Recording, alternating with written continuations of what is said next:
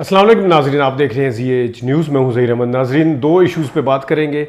सदर ममलकत वाला इशू जो है वो बहुत ज़्यादा आगे चला गया है और उसकी तहकीकात के हवाले से अब लगता है ऐसा है जैसे कोर्ट में ही ये मामला सेटल होगा, क्योंकि सदर साहब ने फारिग भी किया है सेक्रेटरी को, या उनकी जो खिदमात है वापस की हैं, और उसके साथ उनके सेक्रेटरी के भी कुछ बयानात तहरीरी तौर पर कुछ जवाबात आए हैं, उसके ऊपर बात करेंगे। ये देखा गया है कि हमेशा जो प्रो नून लीग साफ़ी है, जो नून लीग को सपोर्ट करते हैं, वही सरकारी ओहदे क्यों लेते हैं हर दफ़ा। वैसे तो इल्ज़ाम इमरान खान पे लगाया जाता है कि इमरान खान ये, इमरान खान वो, इमरान खान ने साफ़ियों के साथ ये कर दिया, मीडिया के साथ ये कर दिया। इस पर थोड़ी बात करेंगे अगर टाइम बचा। शुरू हम करते हैं। जनाब इरफान सिद्दीकी साहब आए आज। पहले मैं ज़रा सारों का बता देता हूँ, उसके बाद फिर मैं अपना तज़िया भी दे देता हूँ।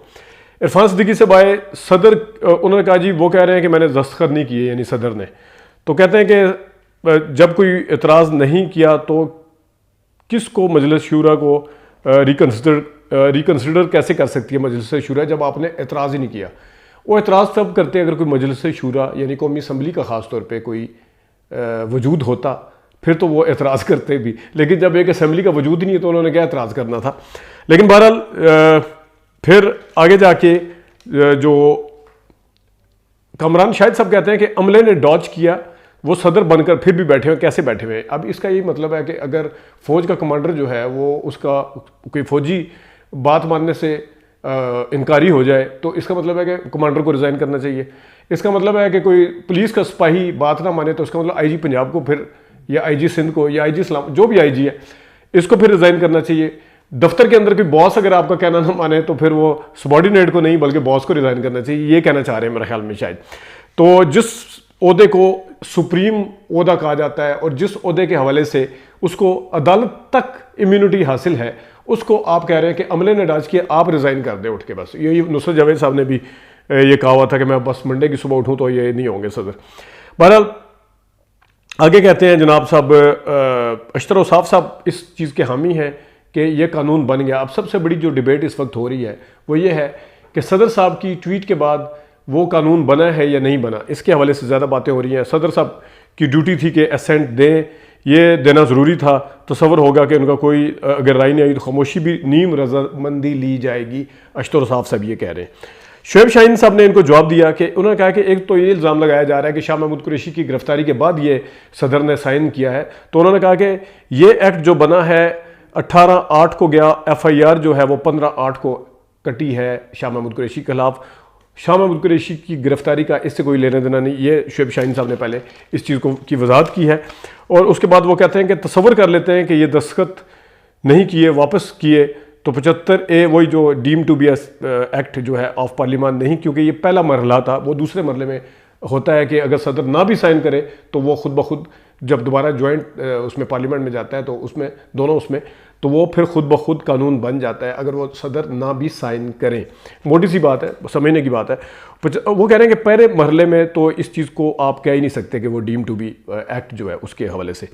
आगे जनाब साहब एतजाज हसन साहब ने कहा है कि सदर ने बिल को दस्तखत करने के काबिल ही नहीं समझा। सुप्रीम कोर्ट, उन्होंने कहा जी दस्तखत इसलिए नहीं किया, उन्होंने उसको काबिल ही नहीं समझा और सुप्रीम कोर्ट कौन जाएगा। और सुलेमान राजा साहब कह रहे हैं कि जब इन कवानीन को कलअदम कर, अच्छा सुलेमान राजा साहब की बाय द वे एक कल का उनका यानी इतवार वाले दिन का था कि ये कानून नहीं बना। आज उनकी राय बड़ी अजीब सी पहली दफ़ा सामने आई है, कल के मुकाबले में सिर्फ आज उनकी आई है। हालांकि कई ऐसे हैं जो मैं आगे जाके बताता हूँ जिनसे तवक्को नहीं थी, लेकिन वो ये कह रहे हैं। तो सुलेमान अकरम राजा साहब कह रहे हैं कि जब तक इन कवानीन को कलअदम करार नहीं दिया जाएगा इस वक्त तक ये कानून है, खा ये गलत तरीके से बना है या सही तरीके से बना है, ये कानून है, ये कह रहे हैं सुलेमान अकरम राजा साहब। अब आगे जाके ये कहीं नहीं लिखा कि सदर तहरीर देगा। अभी नदीम मलिक साहब कह रहे हैं कि सदर की तहरीर के ऊपर क्या तहरीर क्यों नहीं दी, सदर ने लिख के क्यों नहीं दिया, ऐसे भेज दिया। तो नदीम मलिक साहब ने कहा कि ये कहीं नहीं लिखा हुआ कि सदर ने तहरीर क्यों नहीं दी। और उन्होंने ये भी कहा अमूमी तौर पर, ये कल भी हमने बात की थी, वैसे हबीब अकरम साहब ने ये बात की थी सबसे पहले, अमूमी तौर पर जो सेक्रेटरी होते हैं उनको डिक्टेट कर दिया जाता है या उनको हदायत दे दी जाती है, खा वो वज़ीर आज़म हो या खा वो सदर हो, कि आपने ये जवाब लिख के दे देना है। खुद वो तहरीरी तौर पे कुछ नहीं लिखते। अब इसके अंदर एक सवाल ये पैदा होता है कि जिस वक्त मामला कोर्ट में जाएगा, सेक्रेटरी साहब कहते हैं, आज उन्होंने अपने जवाब में दिया कि सदर साहब ने ना तौसीक की थी ना तस्दीक की थी और ये वो, तो फिर उसमें यह हो सकता है कि पहले वाले जो बिल उन्होंने वापस किए थे उसके ऊपर क्या सदर साहब ने खुद लिखा था या सेक्रेटरी साहब ने लिखा था और सदर साहब के सिर्फ साइन थे, और अगर सदर साहब ने इनको कह दिया था लिख के भेज दें, तो उसमें बेनिफिट ऑफ डाउट सदर साहब का बनता है कि अगर ये नॉर्मल प्रैक्टिस है, क्योंकि ये हसन रजा पाशा साहब तक ये कह रहे हैं कि अगर सदर ने पहले भी जितने बिल वापस किए हैं उसमें सदर साहब का खुद रिटर्न नहीं है, तो फिर सदर साहब को कोई कुछ नहीं कह सकता, ये उन्होंने कहा है। और इसके साथ साथ नदीम मलिक साहब ने कहा है कि मैं सदर साहब से इस चीज़ की वजाहत चाह रहा हूँ कि पहले कभी इस बिल इस तरह के दस्तखत किए या नहीं किए। आगे जाके एतजाज हसन साहब कहते हैं कि अगर एसेंट नहीं है उसको एज्यूम कैसे किया जा सकता है कि, और उन्होंने ये भी कहा कि अगर शाह महमूद कुरैशी को गिरफ्तारी इसके तहत हुई है तो ये गैर आइनी होगा क्योंकि ये कानून तो बना ही नहीं है। एतजाज हसन ये कहते हैं इसको चैलेंज किया जाएगा, और सदर ने खामोशी रखी। सवाल उनसे हुआ तो उन्होंने कहा क्या इस फाइल पर किसी किस्म के दस्तखत हैं? सदर के अगर दस्तखत नहीं है तो फिर पहले मरहले से आगे नहीं गया, ये जा ही नहीं सकता है कानूनी। अगेन वो यही कह रहे हैं। शाहजेब खानजादा के प्रोग्राम में थे अली जफर और आजम नज़ीर तारड़ साहब, तो आजम नज़ीर तारड़ का तो ये मतलब था कि कानून बन गया है, हो गया है। उन्होंने कहा एज्यूम नहीं किया जा सकता कि कानून बन गया है, तो कैसे एज्यूम किया जा सकता है? अगर ट्वीट ना की होती तो हम कानून समझ रहे होते, अली जफर साहब ने कहा। तो ऐसे एज्यूम नहीं किया जा सकता कि ये कानून बन गया है। और फिर उन्होंने कहा है कि अगर साइन नहीं करते कानून नहीं बनता, तो ये है क्योंकि आइन नहीं कहता। इस हवाले से ये कह रहे हैं ये कानून नहीं बना जब तक साइन नहीं होंगे, अली जफर साहब ये कह रहे हैं। आजम नज़ीर तारड़ का मैंने पहले आपको बता दिया, वापस नहीं भेजा, उनकी गलती थी, इन्हें भेजना चाहिए था। ये स्टाफ तक रहा, इन्होंने नहीं भेजा, ये कह रहे हैं। आगे मैं हामिद खान साहब का आज पहली दफ़ा राय सामने आई है। हामिद खान साहब कहते हैं कि 10 दिन के अंदर ये मंजूर होगा या मुस्तरद होगा। अमले को हिदायत कर दी थी कि बिलों को वापस कर दिया जाए, अगर ये तहरीर में भेज देते तो ज़्यादा मुनासिब होता। अगर नहीं किया, सदर जो इदारा है वो कह रहे हैं कि मैंने मुस्तरद कर दिया, या हामिद खान साहब कह रहे हैं जब सदर खुद ट्वीट करके कह रहे हैं कि मैंने मुस्तरद कर दिया फिर तो बात ही खत्म हो जाती है। और अमले के पास क्या सबूत है कि मुस्तरद किया? आगे एक सवाल है, अमला उनका कह रहा है ना कि मुस्तरद किया, तो वो कह रहे हैं कि अमले के पास क्या सबूत है? अब अमला भी एक तरफ आप अमले के ऊपर सदर के ऊपर सवाल उठा सकते हैं कि आपने रिटर्न तौर पर कुछ नहीं दिया, तो अमले से भी स्टाफ से भी पूछा जा सकता था आपके पास क्या सबूत है कि इन्होंने नहीं कहा था वापस भेजने को। तो सदर मुमलकत से गफलत हुई। बैरिस्टर सलाउद्दीन को कामरान खान ने और हामिद खान को लिया हुआ था, और कामरान खान का बस नहीं चाह रहा था कि वो उनके मुंह से निकलवा दें कि कानून बन गया। लेकिन दोनों हजरात ने, हामिद खान को तो चलो कह सकते हैं कि वो प्रो पीटीआई है, लेकिन बैरिस्टर सलाउद्दीन साहब ने भी जो राय लिया उन्होंने कहा कि अब उन्हें कानूनी नतीजा क्या, मेरी नज़र में कानून बना ही नहीं है। सदर मुमलिकत से गफलत ज़रूर हुई, दबाव था या जो भी था, लेकिन ये कानून नहीं बना। ये है कुछ चीज़ें हैं, लेकिन मैं उस पर आने से पहले सहाफ़ियों पे सबसे पहली बात यह है कि कानून नहीं बना। कल हमने वीडियो यहीं से शुरू की थी कि कानून दस्तखत नहीं हुए तो कानून नहीं बना। अब ये जब मामला कोर्ट में जाएगा तो वहाँ पर काफ़ी सारी चीज़ें हैं कि पहले किसने कहा था कि दस्तखत हो चुके हैं, क्यों हुकूमत की तरफ से जब हुकूमत को या कैबिनेट डिवीजन को या जिसको भी रिसीव होता वहाँ जब रिसीव नहीं हुआ तो क्यों कहा गया कि ये कानून बन चुका है, और किसने कहा था कि दस्तखत हुए हैं, बाद में ये वापस क्यों लिया गया बयान, फिर वजारत दाखिला की तरफ से क्यों आया कि दस्तखत नहीं हुए।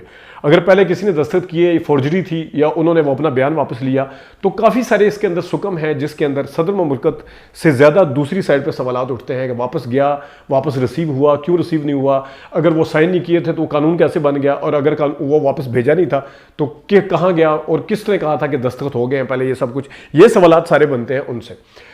अब दूसरा मामला है जनाब, सहाफ़ी जो है वो अक्सर मीडिया के हवाले से तोलते रहे हैं कि मीडिया के पाबंदियाँ लगी, ये हुआ, पैमरा लेके, फवाद चौधरी लेके आए, बिल लेके आए, और पता नहीं क्या क्या कर दिया। लेकिन जो सवालात उठाते थे, अजीब इत्फाक है कि इमरान खान के दौर में किसी एक सहाफ़ी को कहीं पे मामले खुसूसी नहीं लगाया गया। ये सोचने की बात है कि किसी एक सहाफ़ी को, अगर आप कहते हैं कि फ़लाँ इमरान खान का पसंद का सहाफ़ी था या फ़लाँ को वो इंटरव्यू देते थे, तो क्या उन्होंने उनको लगाया, या अगर लगाया उन्होंने कहीं ऑफ़र की तो उन्होंने क्या कबूल की, ये एक सवाल है। लेकिन दूसरी तरफ आप देखें, अबसार आलम वो पैमरा के चेयरमैन बने, नजम सेठी पहले वज़ीर आला बने, फिर वो पीसीबी के 2 दफ़ा चेयरमैन बने, उन्होंने ओहदे को कबूल किया। इससे पहले मोहम्मद मालिक साहब जो थे वो उन्होंने भी ओहदा कबूल किया। सलीम बुखारी साहब ने कुछ अरसे के लिए ओहदा रखा, अभी मुर्तज़ा सुलंगी साहब हैं, इन्होंने भी ओहदा ले लिया, और भी बेतहाशा मोहसिन नकवी साहब का नाम आता है, ये सामने ओहदे लिए। अब इत्फाक की बात है कि जितने भी इन्होंने सरकारी जिन लोगों ने ओहदे लिए हैं, फ़ाद हुसैन साहब को देख लें, ये सारे के सारे इमरान खान साहब के खिलाफ है। अब साफ़ी बरादरी में इनकी कितनी इज्जत है, वो मुझे पता है कि वो उनके ऊपर कितनी तनकीद होती है। वो कहते हैं तो साफ़ी तो नहीं है कि कभी आप साफ़ी बन जाएं, फिर ओहदे ले लें, फिर सारा कुछ इंजॉय करते फिरें, प्रोटोकॉल वगैरह, फिर तनख्वाहें भी इंजॉय करें, सरकारी उससे ले लें, फिर आप उनके ऊपर कैसे सवालात उठा सकते हैं उन बंदों के ऊपर। लेकिन क्वेश्चन अगेन ये है कि क्या ये क्यों ऑफर करते हैं नून लीग सहाफ़ियों को, और नून लीग के प्रो सहाफ़ी क्यों लेते हैं? इमरान खान क्यों नहीं ऑफर करते थे? और अगर वो उन्होंने कहीं पे कोई ऑफर किया भी होगा, अव्वल मुझे तो इस तरह की इतला नहीं है, लेकिन किया भी होगा, तो उनके जो पसंदीदा साफ़ी या उनको जो उनके उसमें ब्रैकेट किया जाता है, उन्होंने उन ओहदों को क्यों कबूल नहीं किया? तो ये मामला खुल के आपके सामने आ जाएगा कि कौन बकाऊ है, कौन खरीदता है, कौन बिकता है, कौन बिकने के लिए तैयार है, कौन खरीदने के लिए तैयार है। ये सारा कुछ मामला आपके सामने आ जाएगा, ज़रा सोचिएगा। अभी तक के लिए इतनी इजाज़त दीजिए, अल्लाह हाफ़िज़।